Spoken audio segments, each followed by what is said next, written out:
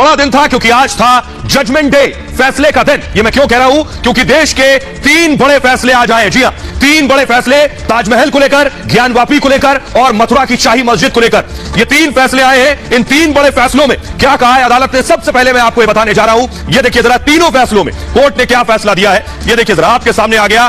3 आप देख रहे हैं, एक तरफ ताजमहल है, ताजमहल के ठीक बगल में आप देख रहे हैं मथुरा की शाही मस्जिद, और शाही मस्जिद के बगल में आप देख रहे हैं ज्ञानवापी। तो सबसे पहले ताजमहल से शुरुआत कर रहे हैं। ताजमहल में 20 कमरे खोलने की मांग खारिज कर दी गई है। बड़ा फैसला आज का था। ताजमहल, कोर्ट ने कहा ताजमहल किसने बनवाया, रिसर्च करो जाकर।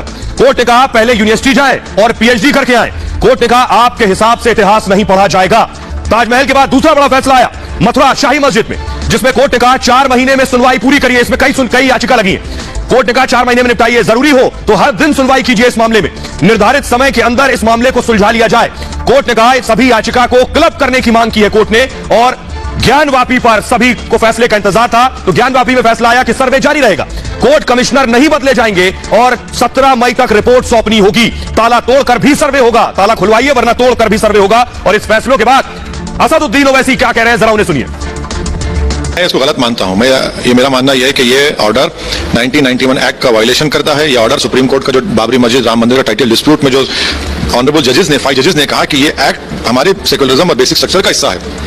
आप कैसे इसके खिलाफ जाते हैं? आप एक प्रॉपर्टी, एक मस्जिद की नेचर और कैरेक्टर को चेंज करना है इस तरह का सर्वे ऑर्डर करके। लेकिन सर अगर सर्वे करेंगे तो सच्चाई बाहर आएगी, पता चलेगा कि क्या था। सच्चाई ये है जो पार्लियामेंट ने कह दिया कि 1991 में हमने कानून पास करके कह दिया कि 15 अगस्त 1947 को जो रिलीजियस प्लेस होगी वही रहेगी। वो सच्चाई है। अब सच्चाई को आप खोलना चाह रहे हैं।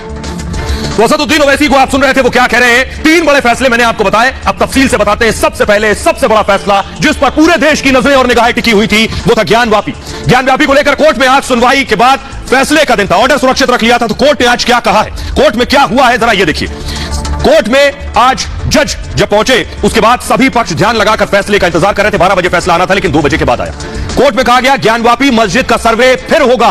पहली बार 17 मई से पहले दोबारा सर्वे होगा और रिपोर्ट 17 मई को सौंपनी है। ज्ञानवापी के चप्पे चप्पे का सर्वे होगा। इससे पहले कहा जा रहा था यहां का सर्वे की इजाजत है, यहां की नहीं है, वहां नहीं जाने दिया गया। कोर्ट ने एक लाइन में कह दिया ज्ञानवापी के हर जगह का सर्वे होगा, हर कोने का सर्वे होगा, पूरे ज्ञानवापी परिसर की वीडियोग्राफी होगी।